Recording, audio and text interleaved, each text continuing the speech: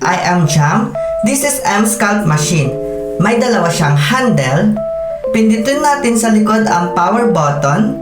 Then sa harapan po ang power on and off niya. Tap the screen.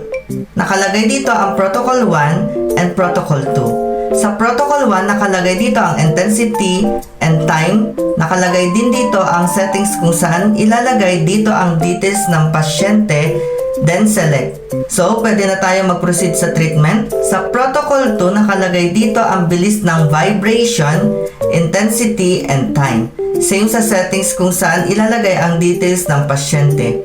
Ang M-Scalp machine ay ang matunaw ang matigas na taba, higpitan ang balat at pasiglahin ang bagong paglaki ng kalamnan habang pinapalakas ang umiiral na mahibla ng kalamnan. Nagre-resulta sa isang toned at sculpted body